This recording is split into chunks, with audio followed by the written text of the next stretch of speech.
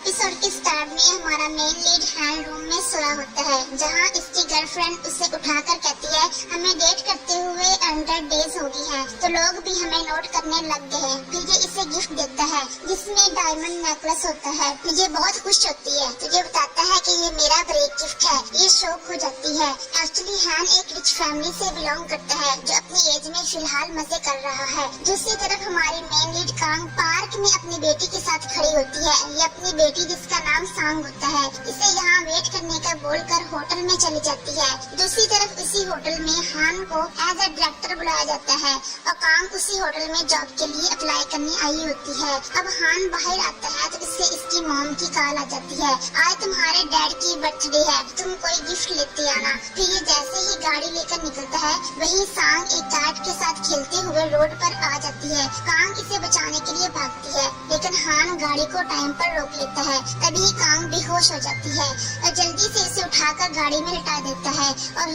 Hospital ले आता है। फिर डॉक्टर चेकअप करके बताता है ये शायद डर से ही बेहोश हुई है। अब हान को कांग के सेल पर कॉल आती है तो इसे एक आदमी बहुत बदतमीजी से बात करता है। दूसरी तरफ कांग को होश आ जाता है तो ये कहता है तुम्हें अपना टोटल चेकअप करवाना पड़ेगा, क्योंकि मैं कोई भी झगड़ा अपने गले नहीं डालना चाहता। ये बाहर सांग के साथ वेट कर रहा होता है, इससे नाम पूछता है, लेकिन ये इसे कॉपी करने लग जाती है। फिर ये इसे समझाता है तुम्हें इस तरह रोड के दरमियान नहीं भागना चाहिए। तो ये इसे बहुत बदतमीजी से जवाब देती है, तुम ही बहुत तेजी से गाड़ी चला रहे थे, तुम मेरी मॉम को कुचलने वाले थे। तभी कांग आ जाती है। फिर ये इसे बताता है तुम्हारी बेटी भागती हुई रोड के दरमियान आई थी, जब मैंने कार को रोका तो तुम बिना टक्कर के ही बेहोश हो गई थी। ये बाहर आता है तो इसे हॉस्पिटल वाले पे बिल करने के लिए कहते हैं। तभी ही वहाँ एक आदमी आता है और इसे बदतमीजी से कहता है तुम ही वो हो जिसने कांग को टक्कर मारी थी, अब तुम इसके साथ कंपटीशन करोगे। इतना बोलकर ये चला जाता है। एक्चुअली ये वही शख्स था जिसने सेल पर इससे बात की थी।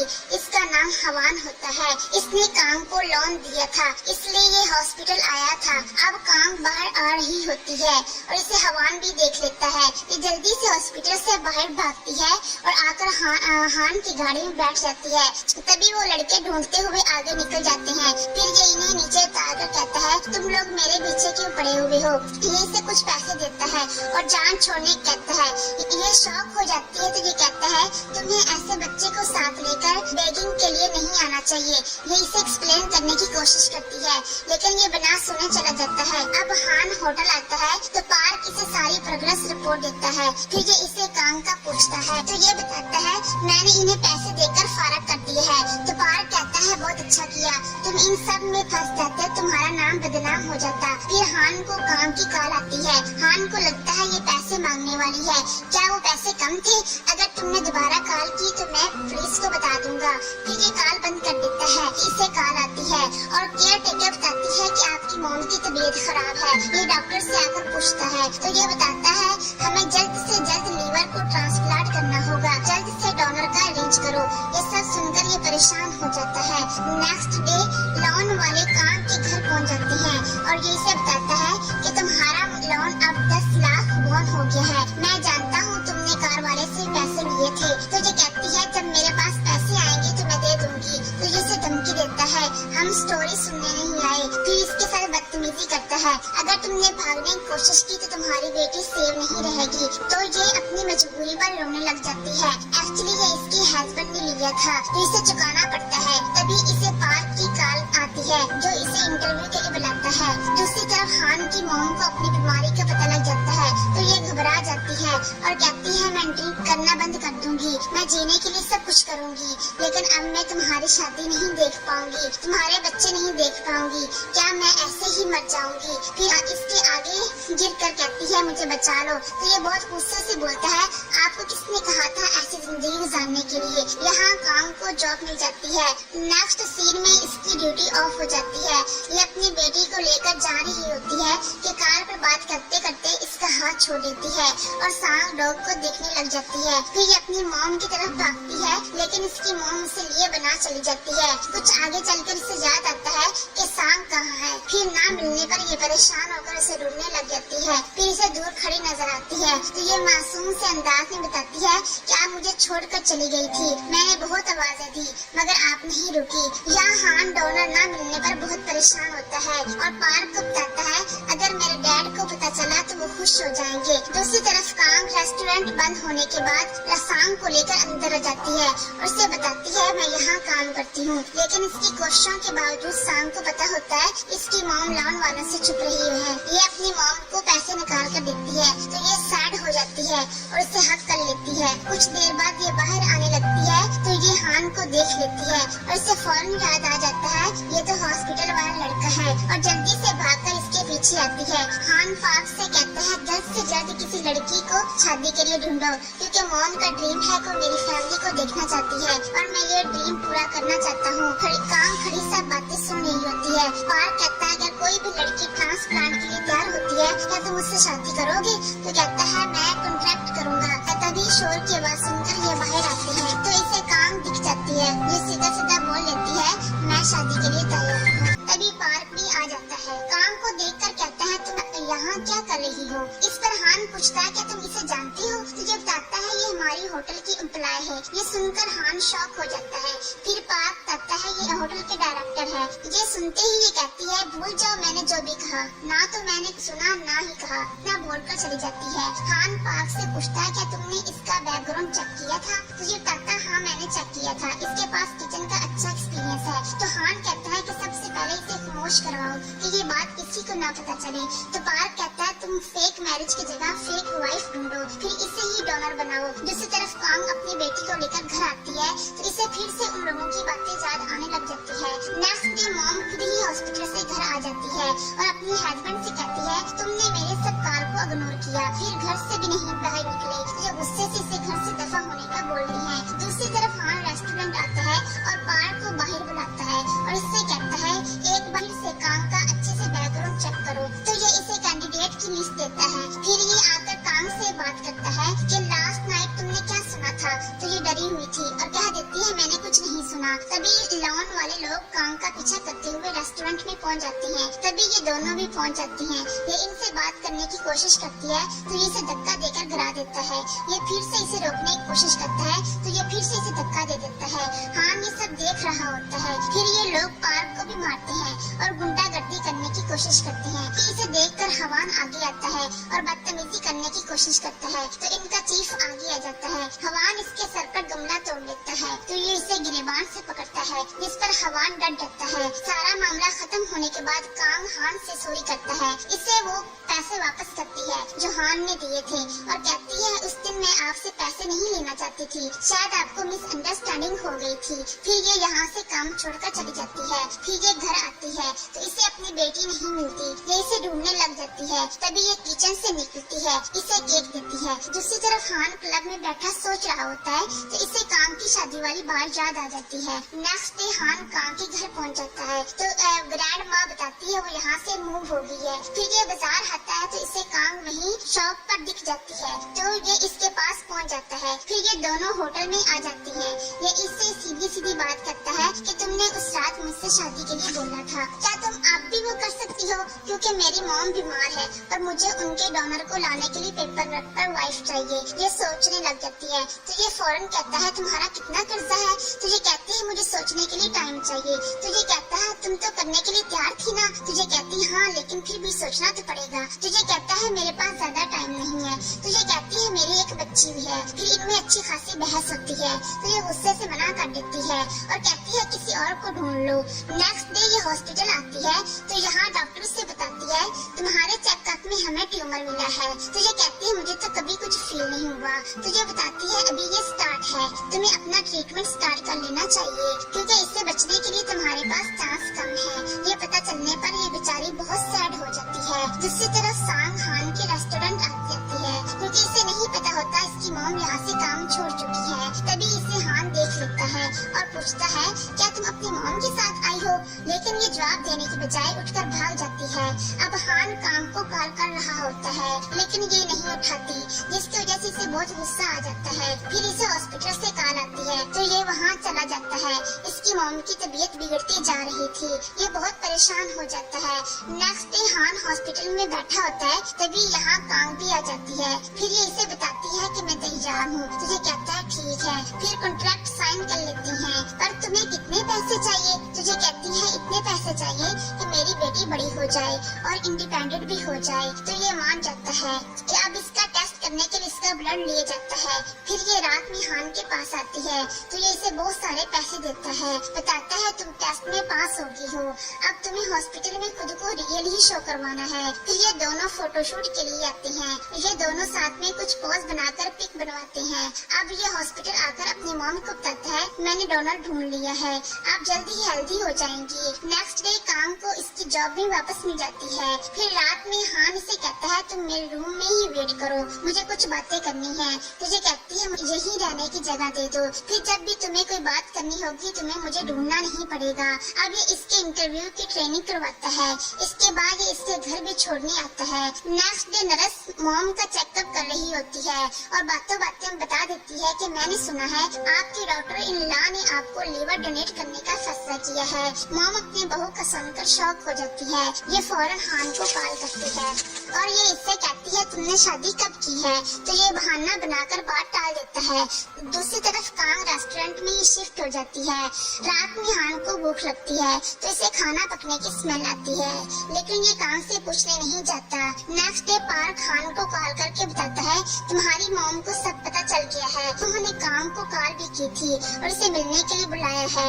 दूसरी तरफ मॉम कांग से सवाल जवाब शुरू कर देती है। तभी वहीं हान भी आ जाता है। मॉम कहती है मुझे पता है तुम्हारी शादी फेक है, लेकिन ये इन्हें यकीन दिलाने की कोशिश करता है मैं इससे प्यार करता हूँ इसलिए शादी की है। पर मॉम नहीं मानती, तो ये कहता है आपको डॉलर चाहिए, इसे पैसे चाहिए, मुझे आप चाहिए, तो इस सब में प्रॉब्लम क्या है? तो ये कहती है क्या ये सब तुम्हारे डैड को पता है? तो ये गुस्से से कहता है उन्होंने आपको अकेला छोड़ दिया था क्योंकि आप सेकंड वाइफ थी, तो फिर आपको इनकी परवाह क्यों है? अब ये बाहर आ जाते हैं तो ये इससे कहती है तुम्हें अपनी मॉम से झूठ नहीं बोलना चाहिए, तो ये कहता है तुम मुझे मत सिखाओ। फिर ये इसे सब कुछ ही खत्म करने का बोल देता है। तभी इसे नर्स इंटरव्यू के लिए बुलाने आ जाती है, तो देखकर हान को इसे अच्छा हस्बैंड होना ही शो करवाता है। फिर इनका इंटरव्यू स्टार्ट हो जाता है और इनसे इनके पास लाइफ के मुतालिक सवाल पूछे जाते हैं। ये अपने प्रैक्टिस के मुताबिक जवाब देते हैं। फिर ये इन्हें बच्चे के मुतालिक पूछता है तो ये इसे नाम बताते हैं। तो ये कहता है मैं इससे मिलना चाहूँगा और इसके लिए कुछ दिनों तक राब्ता करूँगा। सांग से मिलने का सुनकर ये दोनों शॉक हो जाते हैं। नेक्स्ट डे सांग को मनाने के लिए हान उसे बहुत सारे गिफ्ट और कपड़े देता है। फिर ये तैयार होकर रेस्टोरेंट आ जाते हैं। कुछ देर बाद वहाँ हान भी आ जाता है और उसे देखकर सांग के मुंह पर 12 बज जाते हैं और ये कपड़े और शूज उतारकर भाग जाती है। अब क्योंकि हान और सांग के शुरू से ही नहीं बनती, इसे कुछ समझ नहीं आता, तो ये इसके शूज पकड़कर इसके पीछे आ जाता है। कांग इसे रोकती है तो ये कहती है मैं इस आदमी को पसंद नहीं करती, ये बहुत अजीब है। इतना कहकर ये फिर से भाग जाती है। तो हान ये सब देखकर बहुत गुस्सा करता है। नेक्स्ट डे इसे इसकी एक्स गर्लफ्रेंड की कॉल आती है जो उससे मिलने के लिए कहती है, लेकिन ये मना कर देता है क्योंकि ये लड़की इसके बड़े भाई की होने वाली वाइफ होती है। ये अंदर आकर उस लड़की की तस्वीर दिला देता है और उनसे रूम का पर्दा चलने लगता है। तभी वहाँ कांग आ जाती है और देखते ही उसे बुझाने लग जाती है। फिर ये इससे पूछता है कि तुम अपनी बेटी से बात की? तो ये कहती है अभी नहीं की। तो ये सुनकर उसे गुस्सा आ जाता है और कहता है तुम उसकी मॉम हो क्या, तुम्हें उसे कॉन्ट्रैक्ट नहीं करना आता? तो ये कहती है बच्चे भी हमारी तरह अपनी मर्जी करते हैं। तो ये गुस्सा करते हुए कहता है मुझे ही नहीं पता, उसे मारो या डांटो लेकिन उसे मनाओ। तो ये कहती है आपको क्या लगता है सुबह में बॉयफ्रेंड और रात में स्टेप फादर और वो छोटी सी बच्ची ऐसे बात मान जाएगी? नेक्स्ट सीन में कांग सांग को लेकर पार्क में आती है। ये खूब एंजॉय करते हैं। फिर ये दोनों ग्राइफ को खाना खिलाने आते हैं। कांग से सांग को उठाया नहीं जाता, तभी हान आ जाता है और ये उठा लेता है। सांग खुशी से ग्राइफ को खाना खिलाती है, लेकिन जब ये हान को देखती है तो खुद को छुड़वाकर भाग जाती है। ये एक जगह आकर छुप जाती है तो हान इसके लिए आइसक्रीम लेकर आता है, तो ये डर जाती है और शोर मचाने लग जाती है। तभी कांग आकर उसे उठा लेती है तो ये रोने लग जाती है। हान जल्दी से इसके लिए बलून्स लेने आता है। जब ये वापस आता है तो ये जा चुकी रही होती हैं। ये देखकर ये खुद बहुत हर्ट होता है। एक्चुअली हान अपनी मॉम को लेकर अपनी जिंदगी से खुश नहीं होता। अब रात में ये बच्चों को क्लोज होने के लिए नेट पर सर्च करता है, वहाँ से आइडियाज लेता है। दूसरी तरफ हान की एक्स इसके भाई से ब्रेकअप कर लेती है।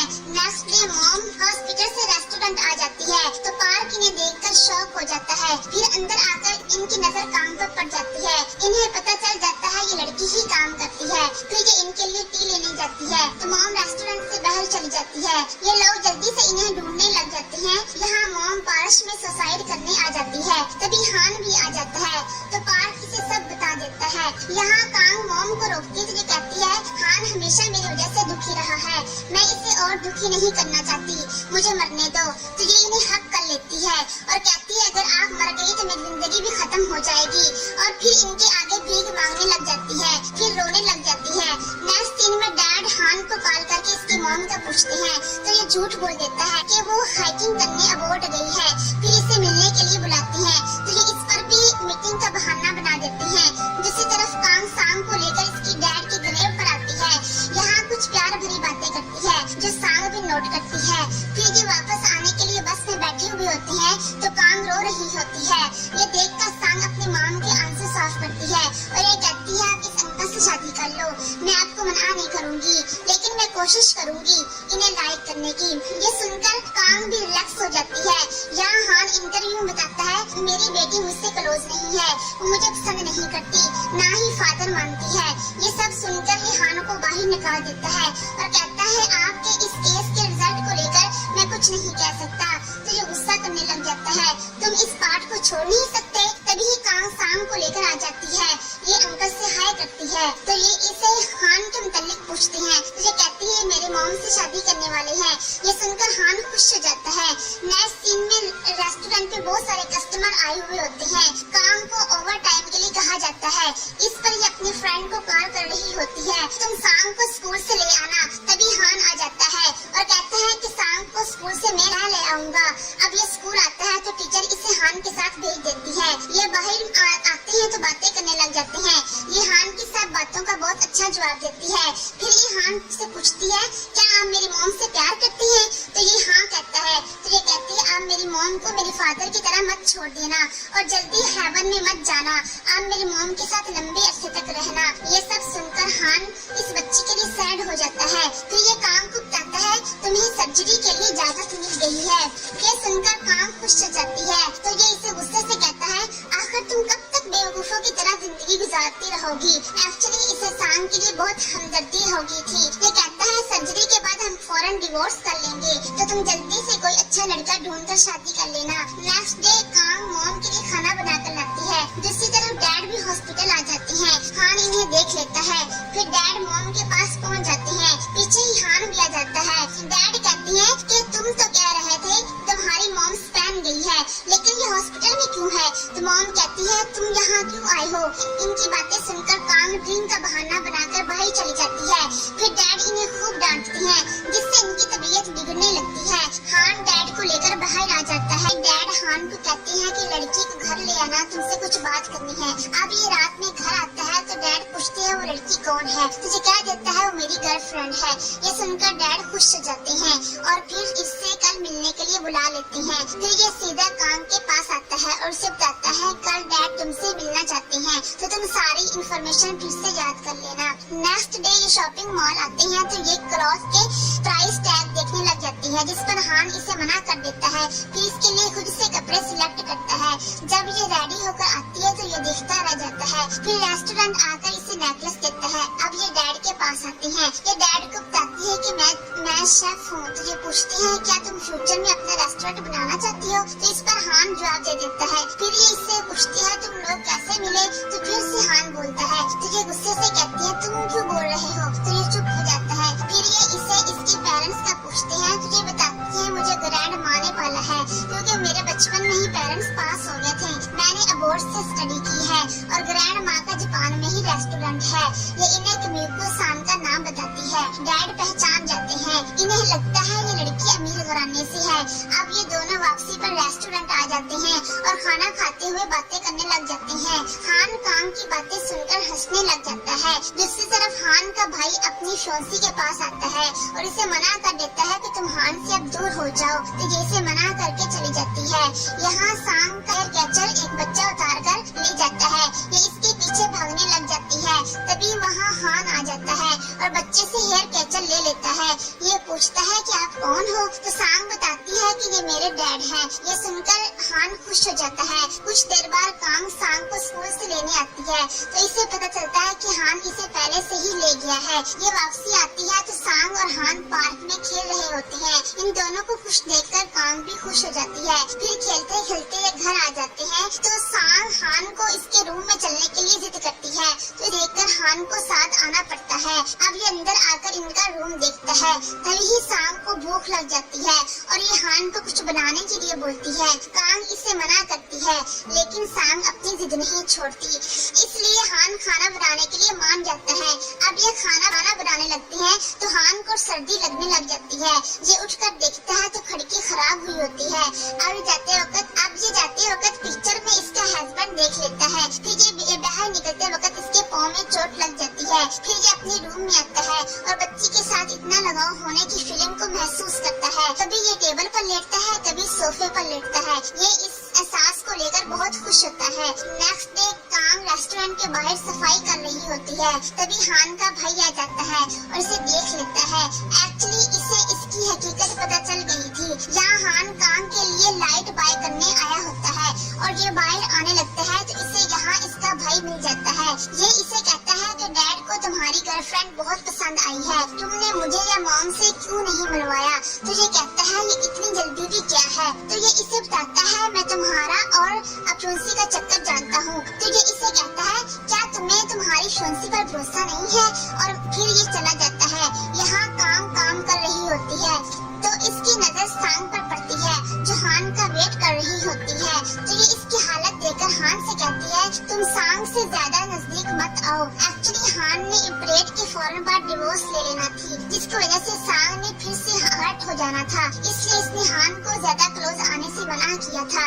यहाँ हान का भाई आकर डैड को बता देता है कि कांग अच्छी फैमिली से नहीं है, हान ने आपसे झूठ बोला है। नेक्स्ट सीन में कांग का ट्यूमर एक्टिव हो जाता है, जिसकी वजह से इसकी तबीयत बिगड़ने लगती है। तो ये उठकर मेडिसिन लेती है, लेकिन कुछ देर बाद इसकी हालत नाजुक हो जाती है, तो सांग देखकर घबरा जाती है। फिर हान को कॉल करती है और इसे बताती है कि मॉम बहुत बीमार है। तो ये जल्दी से आकर कांग की हालत देखता है और इसे उठाकर नीचे ले आता है। नेक्स्ट डे इसे हॉस्पिटल में होश आता है। जब उठती है तो वहाँ से सांग को लेकर जल्दी से भाग जाती है, क्योंकि उसे पता था अगर यहाँ चेकअप हुआ तो हान को इसके ट्यूमर का पता चल जाएगा और ट्रांसप्लांट रुक जाएगा। अब घर आने के बाद हान इसके लिए आइस और टॉवल लाता है। फिर सांग और ये मिलकर इसकी केयर करते हैं। इसे बहुत सर्दी लग रही होती है, तो ये इसे अपना रुमाल निकाल कर गले पर बांध देता है। अब ऐसे में बहुत सारा वक्त निकल जाता है। फिर सुबह में जब हान को जाग आती है तो सांग इसकी गोद में सोई होती है।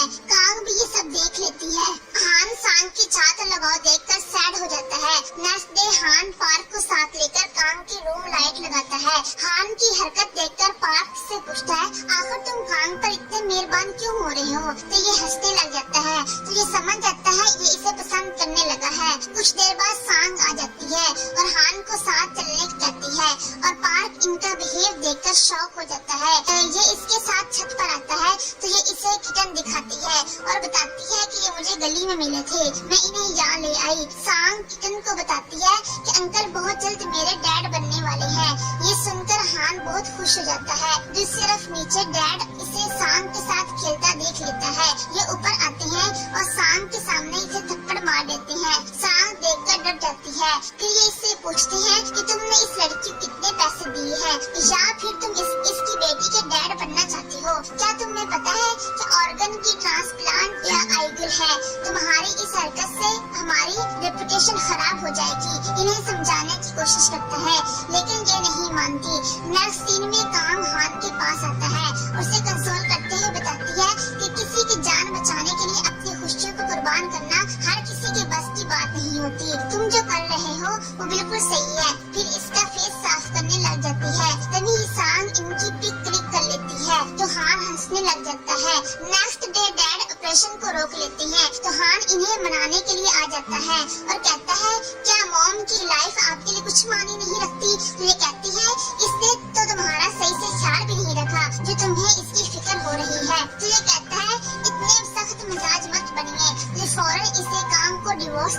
बोल देती है, लेकिन ये इनकार कर देता है तो ये नाराज होकर चले जाते हैं। नेक्स्ट डे डैड कांग को कॉल करते हैं और मिलने के लिए बुलाते हैं। फिर ये इनसे मिलने आती है तो ये बताती है कि मैं जापान जा रहा हूँ, तुम मुझे अपनी ग्रैंड माँ का रेस्टोरेंट बताओ।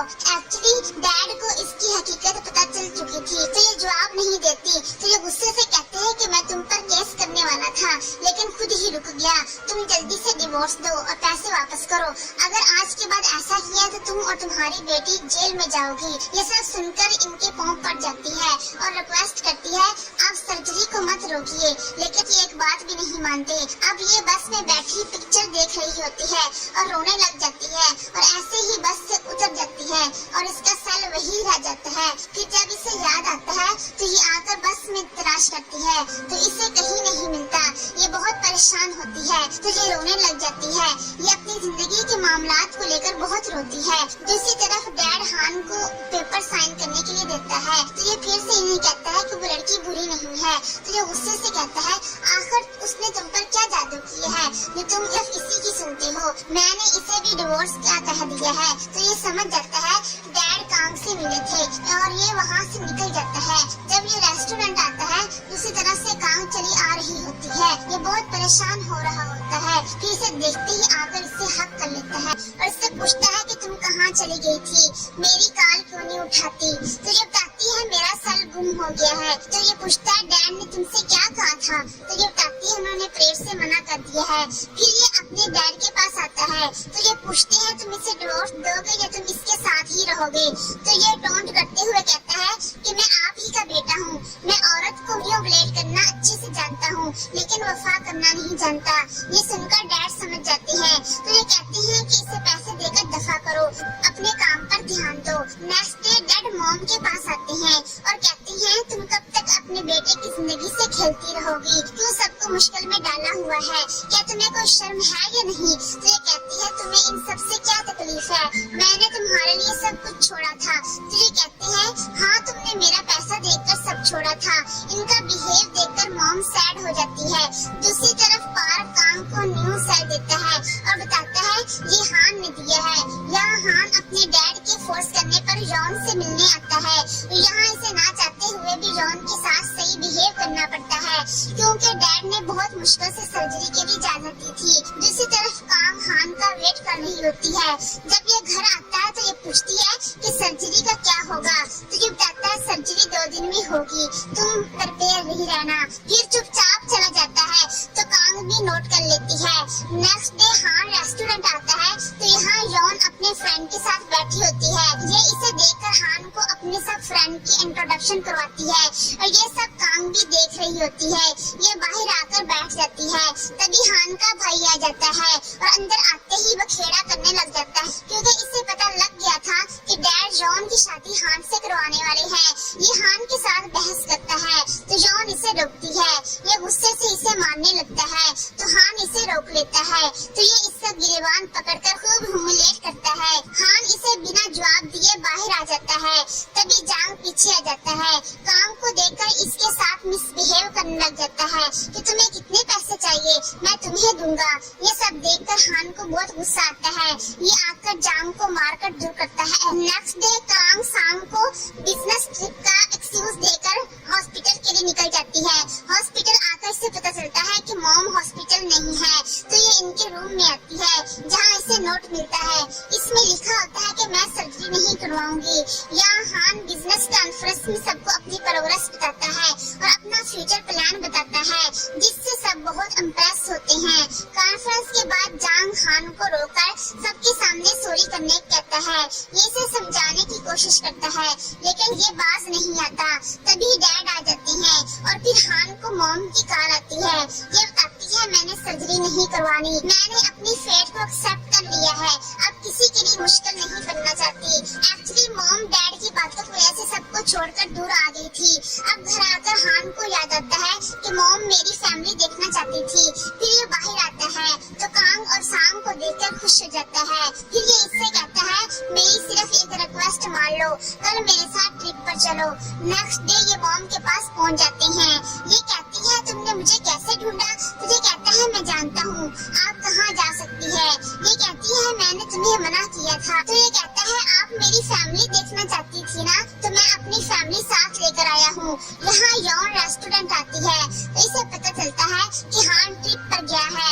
इसे शक हो जाता है वो जरूर काम के साथ है।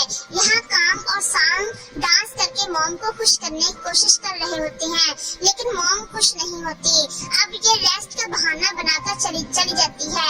दूसरी तरफ यौन डैड के पास आ जाती है और इसे पूछती है आखिर हान और काम के दरमियान क्या चल रहा है। अभी भी इकट्ठी हैं। डैड को सुनकर गुस्सा आ जाता है। यहाँ सांग और काम किटी जैसा मेकअप करके मॉम के पास आ जाती हैं। सांग की मासूमियत देखकर फाइनली मॉम हंसने लग जाती है। फिर खुशी से सांग को गोद में बैठा लेती है। ये लोग एक्चुअली मॉम को सर्जरी के लिए मनाने आए होते हैं।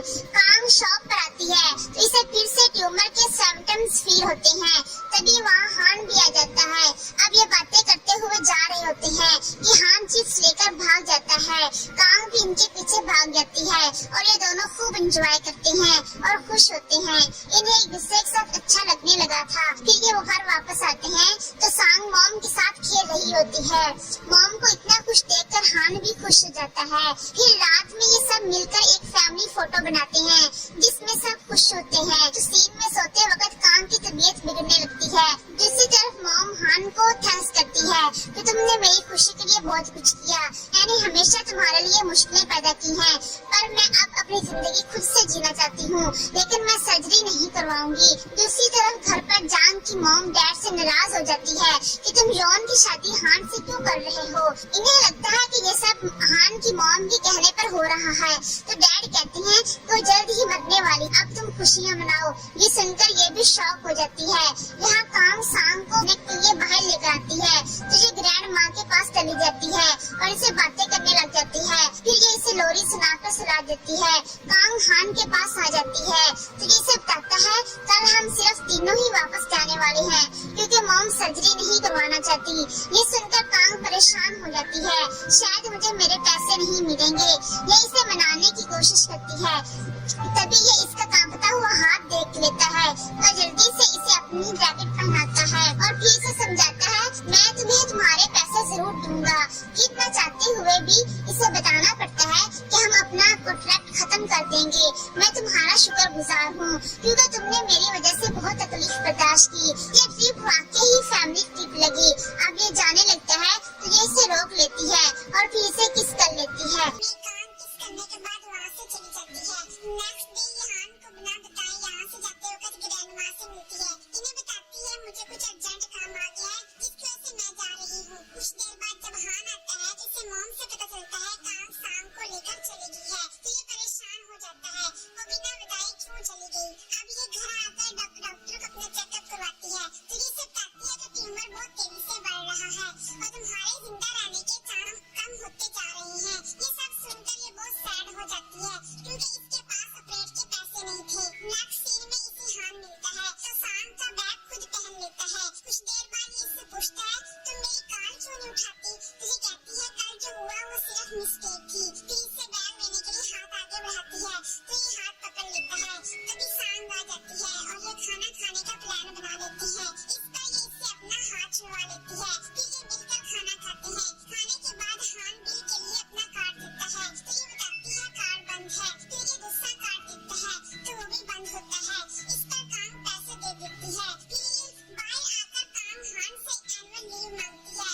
इसे वजह बताती है कि मेरा कुछ इम्पोर्टेंट काम है, मैं वो करके वापस आ जाऊंगी। फिर ये सीधा अपने डैड के पास आता है और पूछता है क्या मेरी कार्ड आपने बंद की है। इसके डैड खुद को बहुत बड़ा बिजनेसमैन और समझदार समझते हैं। ये बिना सोचे समझे इसे डांटने लग जाते हैं। हाँ मैंने तुम्हारा फायदा ही किया है ताकि वो लड़की तुम्हें अपनी बातों में लेकर तुमसे पैसे न निकलवा सके। अपने होश में आओ, इसे डिवोर्स देकर दफा करो। एक्चुअली काम बहुत गरीब है। हान के डैड अपने स्टेटस वाली लड़की से शादी करवाना चाहते थे। फिर ये काम को कॉल करके मिलने के लिए बुलाते हैं और इसे मिलने पर कहते हैं तुम कब तक मेरे बेटे से चिपकी रहोगी। आखिर तुम इतनी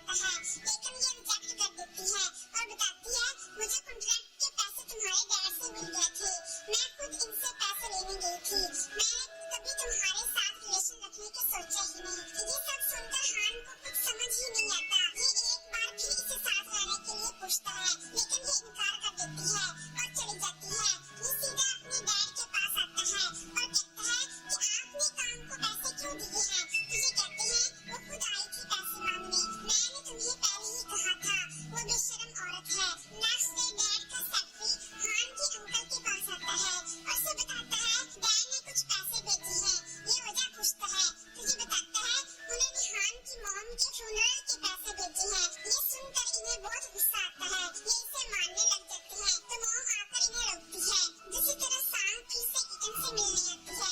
इसकी आवाजें सुनकर हान बाहर आ जाता है और उसे देखकर बहुत खुश हो जाता है। सांग भी बहुत खुश होती है। कुछ देर बाद कांग आकर देखती है तो सांग बेड पर उछल रही होती है और हान उसके लिए आइसक्रीम लेकर आता है। तो कांग इसे इग्नोर करके सांग को नीचे उतारती है और जबरदस्ती अपने साथ ले जाती है। रूम में आकर से कहती है मैं तुम्हें आइसक्रीम दिलाऊंगी। ये जिद करती है कि मैंने हान वाली ही खानी है। ये इससे बताती है कि हम यहाँ से दूसरे घर शिफ्ट हो रहे हैं। तो ये पूछती है क्या आप हान से शादी नहीं करोगी? तो ये ना बोलती है, जिस पर ये रोने लग जाती है कि मुझे हान के साथ ही रहना है। इसका इतना सख्त रवैया हान नोट कर लेता है और फिर नेक्स्ट डे आकर रेस्टोरेंट सबको डांटता है। दूसरी तरफ अंकल मॉम के पास आते हैं तो मॉम की तबीयत बहुत ज्यादा खराब हुई होती है, जो देखकर बहुत परेशान हो जाते हैं। फिर इन्हें हॉस्पिटल लाया जाता है। नेक्स्ट सीन में डैड भी हॉस्पिटल आए होते हैं। इन्हें अंकल मिल जाते हैं। ये इनसे मॉम की तबीयत का पूछते हैं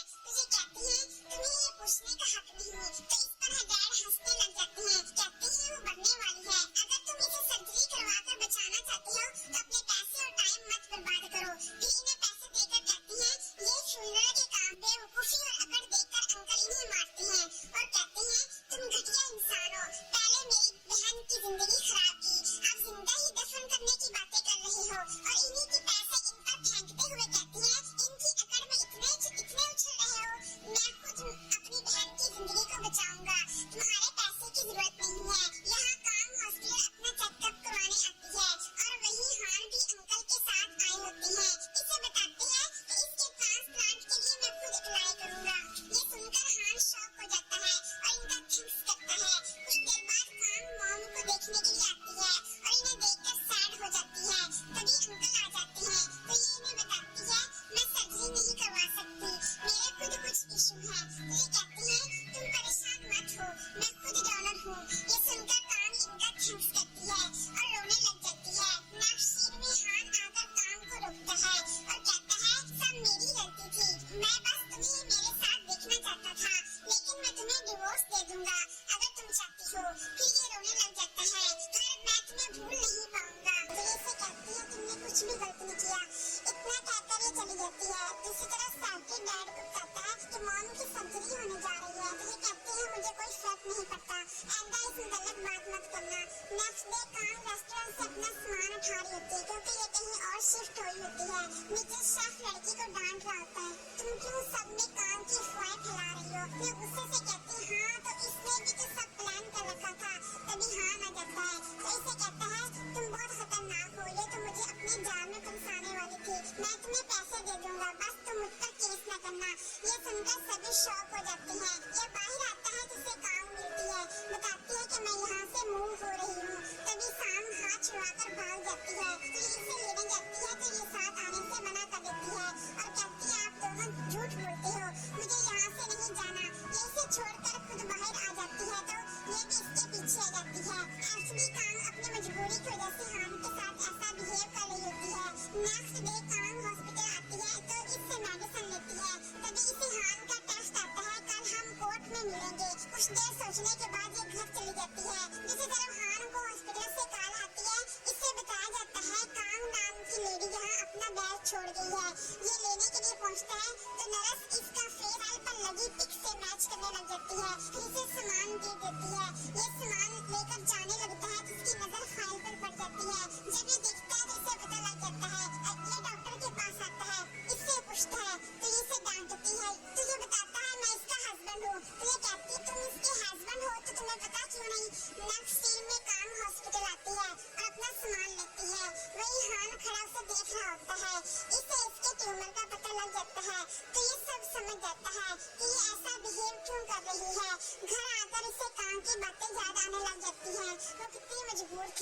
उसने कभी फील नहीं करवाया। वो अपना दर्द बहुत अच्छे से समेटे हुई थी। फिर शाम की बनाई ड्राइंग देखता है तो सैड हो जाता है और रोने लग जाता है। दूसरी तरफ जिन अपने आदमी से हान की सिगरेट निकलवाने में लगा था, ये इसे आकर बताता है कि हान ने काम से शादी किडनी के ट्रांसप्लांट के लिए की थी। ये सुनकर जिन बहुत खुश होता है। फिर ये इसे लॉन वाले आदमी से मिलवाता है। नेक्स्ट डे काम अपने बाल काट कर छोटे कर देती है और सीधा कोर्ट पहुंच जाती है। हान इसे लंच के लिए कहता है तो ये मान जाती है। फिर लंच खाते खाते ये इसे मूवी देखने कहता है तो ये वजह पूछती है तो ये कह देता है आज हमारे इकट्ठे आखिरी दिन है, मैं इसे अच्छे से एंजॉय करना चाहता हूँ। ना चाहते हुए भी काम को मानना पड़ता है। फिर ये मूवी देखने आ जाते हैं। हान इसे बहुत हैप्पी शो करवाता है, लेकिन यहाँ इसका हाथ शेक होता देखकर फिर से सैड हो जाता है। फिर ये कोर्ट आते हैं जहाँ उन्होंने डिवोर्स साइन करनी होती है, लेकिन हान का मूड चेंज हो जाता है और ये डिवोर्स देने से इनकार कर देता है। बाहर आकर पेपर फाड़ देता है और काम से कहता है तुमने मेरी जान बचाई थी, अब मुझे तुम्हारी जान बचानी है। ये सब सुनकर काम शॉक हो जाती है। फिर इसे पूछता है क्या कॉन्ट्रैक्ट करते वक्त तुम्हें अपनी ट्यूमर का पता था, तो ये हाँ कहती है। तो इसे बहुत गुस्सा आता है, तुमने अपनी जान खतरे में क्यों डाली? तो ये कहती है मुझे पैसों की बहुत सख्त जरूरत थी। तो ये कहता है तुमने मुझे क्यों नहीं बताया? तो ये रोने लग जाती है और कहती है तुम्हारी शादी को लेकर मैं बहुत कुछ बुरा सुना है और ये शादी मेरे दिल पर बोझ बनती जा रही है। इसका दर्द देखकर ये कहता है ठीक है, अगर डिवोर्स चाहिए तो तुम्हें वो सब करना पड़ेगा जो मैं कहूँगा। दूसरी तरफ जवान रेस्टोरेंट आ जाता है और आकर काम का पूछता है तो शेफ उसे यहाँ से भगा देता है। यहाँ हान डैड के पास आता है और बताता है मैंने डिवोर्स दे दिया है। ये सुनते ही इसके डैड जो स्टेटस और शोहरत की घमंडी में खुशी से हंसने लग जाते हैं। फिर ये कहता है डैड मैं सब करूँगा, मैं काम भी करूँगा, यौन से शादी भी करूँगा, पर बदले में मुझे एक फेवर चाहिए। तो ये वजह पूछती है तो ये बताता है मुझे काम को डेट करने की इजाजत दे दें। इस पर डैड गुस्से में आ जाती है और कहती है अगर मैं इजाजत ना दूँ तो तुझे कहता है फिर भी इसे डेट करूँगा। नेक्स्ट डे हान डॉक्टर को काम के रिजल्ट सेंड करता है और स्ट्रेट का इंतजाम करने कहता है। यहाँ काम सबको बाय करने आती है। शेफ इसे काम ना छोड़ने कहता है तो ये इसे इसके प्यार का थैंक्स करती है और हक कर लेती है। फिर ये हॉस्पिटल आकर चेकअप करवाती है। इसकी तबीयत बहुत बिगड़ी होती है। वहीं हान भी आ जाता है, ये इसे पानी देता है और इसका ख्याल रखता है। फिर खाना खाते हुए ये इसके सेल में अपना नंबर सेव करता है और कहता है अगर तुम्हें कोई भी मसला हो, चाहे मेडिसिन का हो या कहीं जाना हो या अगर हक की जरूरत हो तो मैं फौरन आ जाऊंगा। ये फिर घर आ रही होती है तो इसे जवान मिल जाता है। फिर इसे ये एक पेपर देता है कि इस पर साइन करो। ये वजह पूछती है तो ये कहता है मैं जानता हूँ तुमने हान से शादी करके अपनी किडनी सेल की है और इसी से तुमने पैसे लिए हैं। मैं सिर्फ इसी पर तुमसे साइन मांग रहा हूँ। ये कहती है मैं यहाँ साइन नहीं करने वाली। तो ये इसे लालच देता है मैं तुम्हें 5 मिलियन दूंगा जिससे तुम्हारी और तुम्हारी बेटी की जिंदगी आराम से गुजर जाएगी। ये सुनकर ये इसका दिया हुआ पेपर फाड़ देती है। इसे कहती है आइंदा यहाँ नजर मत आना वरना तुम्हें मार दूंगी। इसे एक्चुअली जिन ने भेजा था क्योंकि वो हान को तुमसार को रास्ते से हटाना चाहता था। अब काम कुछ दिनों के लिए शहर से बाहर जाने का सोचती है।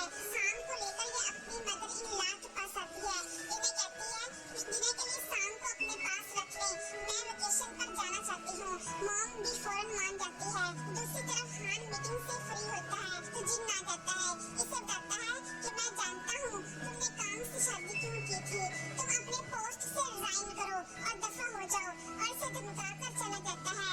नेक्स्ट डे जवान फिर से रेस्टोरेंट आ जाता है, फिर से सबके साथ बदतमीजी करता है जिस पर शेफ इसे धक्का देकर बाहर निकाल देता है। ये बाहर आकर जिन को रिपोर्ट दे रहा होता है तो वही इसे हान देख लेता है, आकर इसे मारने लग जाता है। फिर सभी आ जाते हैं। शेफ जवान को पकड़ लेता है। हान इसका सेल देखता है, इसमें ये जिन से बात कर रहा होता है। हान फौरन समझ जाता है कि जिन क्या करना चाहता है। अब रात में काम रूम में लेटी होती है। इसकी फिर से तबीयत खराब हो जाती है।